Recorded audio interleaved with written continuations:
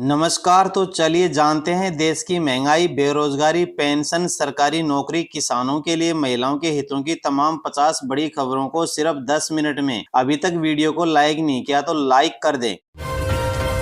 Ireland के New York में Nassau collegium के अंदर से प्रधानमंत्री मोदी के मोदी एंड यूएस कार्यक्रम की तैयारियां अंतिम चरण में हैं, जिसके लिए कलाकार अभ्यास कर रहे हैं। कार्यक्रम में वे आज भारतीय समय अनुसार रात करीब 9 बजे प्रवासी भारतीयों को अमेरिका में संबोधित करेंगे। आंध्र प्रदेश के मुख्यमंत्री नारा चंद्रबाबू नायडू विजयवाड़ा में अपने आवास पर मीडिया को संबोधित करते हुए कहा, देश भर में हजारों हिंदू भक्त तिरुमाला को सबसे दिव्य और पवित्र मानते हैं। भगवान बालाजी सबसे प्रिय देवताओं में से एक है। ऐसी मान्यता है कि सभी प्रार्थनाएं सुनी जाती हैं। जब मैं वहां प्रसाद चढ़ाने गया था तो मुझ पर हमला किया गया। यह एक चमत्कार था कि भगवान ने खुद मुझे बचाया, और ऐसा नहीं होता तो मैं बच नहीं पाता। केंद्रीय मंत्री मनोहर लाल खट्टर ने कांग्रेस नेता कुमारी शैलजा के भाजपा में शामिल होने की खबरों पर कहा, उनके साथ जिस तरह का व्यवहार की बातें सुनी हैं, कांग्रेस ने उनके साथ जैसा व्यवहार किया है, उसके बाद अगर कोई भी खुदार व्यक्ति होगा तो वह जरूर अपने अगले कदम को लेकर सोचेगा। भाजपा नेता शाहजाद पुनेवाला ने कहा, आज सवाल सिर्फ इतना है कि जब अरविंद केजरीवाल पर भ्रष्टाचार के गंभीर आरोप लगे थे तब उन्होंने इस्तीफा नहीं दिया। 150 दिन तक जेल में रहे लेकिन इस्तीफा नहीं दिया। कोर्ट की शर्त के बाद उन्हें इस्तीफा देने के लिए मजबूर होना पड़ा। अब वह मजबूरी में उठाए गए कदम को मजबूती बता रहे हैं। कांग्रेस नेता अधीर रंजन चौधरी ने पश्चिमी बंगाल में बाढ़ की स्थिति पर कहा, बाढ़ की स्थिति पर वे कहते हैं कि वे मानव निर्मित है। हम कहते हैं कि ये महिला निर्मित है। पश्चिमी बंगाल के हर बांध में गाद है, जिसके कारण ऐसा हो रहा है। पश्चिमी बंगाल सरकार ने बाढ़ नियंत्रण पर कितना पैसा खर्च किया। जब बाढ़ आती है तो सरकार सतर्क हो जाती है और काम करने की कोशिश करती है। रक्षा मंत्री राजनाथ सिंह ने जम्मू में एक रैली को संबोधित करते हुए कहा, पाकिस्तान IMF से $7 अरब का बेल आउट पैकेज मांग रहा है। भारत को कह दिया जाता है कि इसे ज्यादा तो पीएम मोदी ने जम्मू कश्मीर के लिए पैकेज में दिया है। भारत सरकार ने पाकिस्तान के आतंकवाद निर्यात धंधे को मंदा कर दिया है।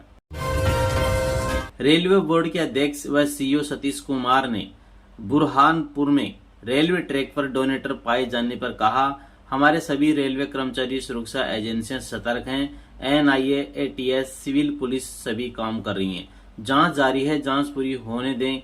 जांच रिपोर्ट आने के बाद कार्रवाई की जाएगी और जांच के बाद ही कुछ कहा जा सकता है। जम्मू कश्मीर भाजपा अध्यक्ष रविंद्र रैना ने कहा, केंद्रीय गृह मंत्री अमित शाह ने नौशेरा में एक भव्य जनसभा को संबोधित किया। हजारों लोग उन्हें सुनने आए। इस समय जम्मू कश्मीर में भाजपा की प्रचंड लहर है।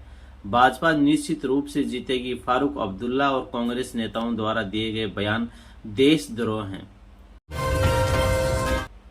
किलोई विधानसभा क्षेत्र से कांग्रेस उम्मीदवार भूपेंद्र सिंह हुड्डा ने कहा, हमें जिस प्रकार से जन समर्थन मिल रहा है उसके आधार पर मैं कह सकता हूं कि लोग मन बना चुके हैं कि हरियाणा में अगली सरकार कांग्रेस की होगी।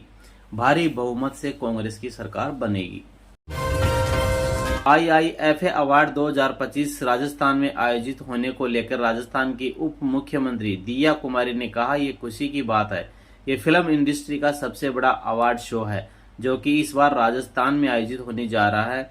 राजस्थान में हमारा गौरवशाली इतिहास है, कल्चर है। आज हमने इसे लेकर IIFA के साथ MOU साइन किया है। मध्य प्रदेश के मुख्यमंत्री मोहन यादव ने कहा, कांग्रेस ने आजादी के समय पंजाब को बांटकर गलती की थी। कांग्रेस के गलत फैसलों की वजह से जम्मू कश्मीर में अनुच्छेद 370 लागू हुआ। हम सभी को याद रखना चाहिए कि हमें किसका श्राद्ध करना है। रक्षा मंत्री राजनाथ सिंह ने कहा, जम्मू कश्मीर में 10 साल बाद चुनाव हो रहे हैं और इस चुनाव पर केवल भारत के लोगों की ही नहीं बल्कि पूरी दुनिया के लोगों की नजरें इस पर टिकी हैं। लोकसभा चुनाव में जम्मू कश्मीर में 58% से अधिक मतदान हुआ और लद्दाख में 82% से अधिक मतदान हुआ है। मैं मानता हूं कि जम्मू कश्मीर के लिए एक बदलाव का संकेत है। नेशनल कॉन्फ्रेंस के प्रमुख फारूक अब्दुल्ला ने गृह केंद्रीय मंत्री अमित शाह के बयान पर कहा, हम फिर से सुप्रीम कोर्ट जाएंगे और इसे यानी 370 वापस लाएंगे। केंद्र सरकार चीन से बात कर सकते हैं, जिन्होंने हमारे 2000 किलोमीटर जमीन पर कब्जा किया है, उनसे बात कर सकते हैं। यहाँ पाकिस्तान क्यों नहीं बात कर सकते? किसी तरह से इसका हल निकालना है। कब तक हम आतंकवाद में रहेंगे? कब तक हमारे लोग मरते रहेंगे? आपके राष्ट्रीय संयोजक अरविंद केजरीवाल ने कहा, आरएसएस वाले कहते हैं कि हम राष्ट्रवादी और देशभक्त हैं। पूरे सम्मान के साथ मैं मोहन भागवत जी से 5 सवाल पूछना चाहता हूं। जिस तरह से मोदी जी पार्टियों को तोड़ रहे हैं और देश भर में सरकारों को लालच देकर या ईडी और सीबीआई की धमकी देकर गिरा रहे हैं, क्या ये सही है? मोदी जी ने अपने पार्टी में सबसे भ्रष्ट नेताओं को शामिल किया है, जिन्हें वे खुद भ्रष्ट कहते हैं।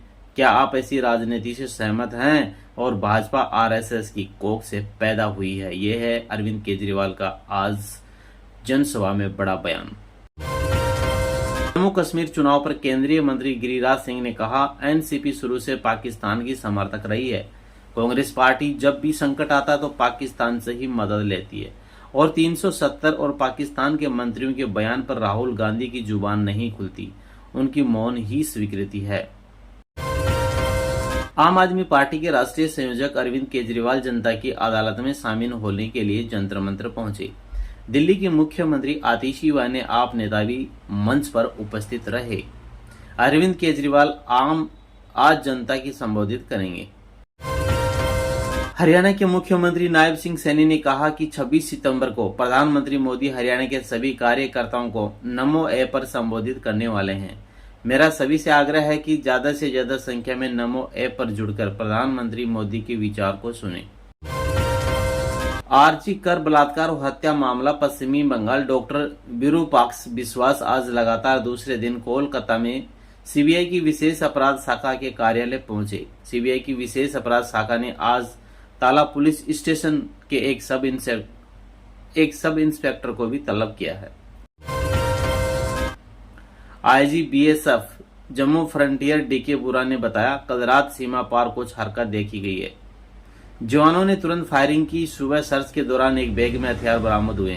बीएसएफ जवानों ने घुसपैठ की कोशिशों को नाकाम कर दिया है।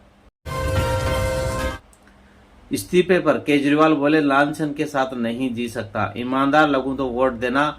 भागवत से पूछा, मोदी के लिए 75 साल में रिटायरमेंट क्यों नहीं है? आम आदमी पार्टी के संयोजक अरविंद केजरीवाल ने रविवार को दिल्ली के जंतर मंतर पर जनसभा की। उन्होंने 2011 में हुए अन्ना आंदोलन और पहली बार चुनाव जीतने की घटना पर जिक्र किया। कहा, हम पहली बार में ही ईमानदारी के दम पर सत्ता में आ गए। बिहार में बाढ़ के कारण 4 ट्रेनें कैंसिल हो गई। काशी प्रयागराज के घाट डूबे। जैसलमेर में 1 महीने से 350 घर डूबे। बिहार से भी गंगा समेत कई नदियों का जल स्तर बढ़ने से पटना, भागलपुर, मुंगेर और बेगूसराय में बाढ़ जैसे हालात हैं। भागलपुर जमालपुर पटरी पर पानी बढ़ने के कारण 4 ट्रेनों को कैंसिल कर दिया गया है, जबकि 12 ट्रेनों का रूट बदला गया है। मुंगेर में NH 80 पर 4 फीट तक पानी बह रहा है। में ट्रेन पटरी से उतारने की कोशिश। रेलवे ट्रैक पर सरियों का बंडल रखा, स्पीड कम थी, ड्राइवर ने देखा तो हादसा टला। पंजाब में कुछ असामाजिक तत्वों ने आज चलती रेल को पटरी से उतारने की कोशिश की है।